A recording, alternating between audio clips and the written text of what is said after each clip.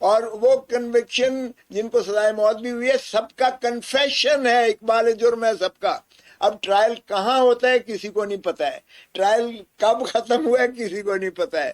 وکیل ایک ہی ہے ان ساروں میں، جو جیک برانچ دیتی ہے وکیل ان کا ایک ہی ہوتا ہے، اور کوئی فیصلے کی جیسے چوہدری صاحب نے کہا دلیل نہیں ہوتی ہے گلٹی ناٹ گلٹی۔ تو یہ آئی سی جی نے انٹرنیشنل کورٹ آف جسٹس نے لکھا ہے کہ 3 سال کے 667 میں 667 میں سے اگر 665 کو سزا ہو رہی ہے اور وہ بھی اقبال جرم پر، تو باقی کچھ کہنے کی ضرورت نہیں ہے کہ انصاف کے کون سے تقاضے پورے ہوتے ہیں۔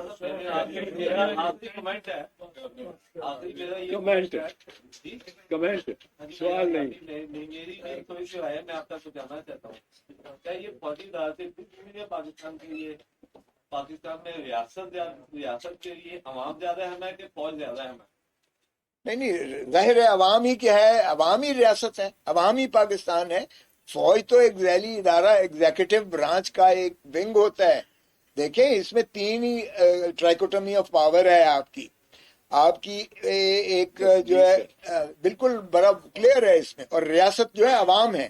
اگر آپ آرٹیکل 7 کی تعریف میں دیکھیں تو ریاست اوپر سے نیچے تک لے کے بابا شہید نے عوام کو مقتدر کیا ہے، یعنی اور آرٹیکل 5 میں کہا گیا وفاداری جو ہے ریاست کی یعنی عوام کی، اور تابعداری آئین کی۔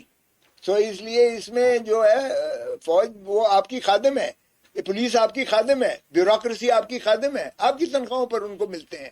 تو یہ سارے ادارے جو ہیں یہ عوام کے لیے ہیں اور ملک کے لیے ہیں اور ریاست کے لیے ہیں۔ اجے تک ہمیں سمجھ نہیں آئی۔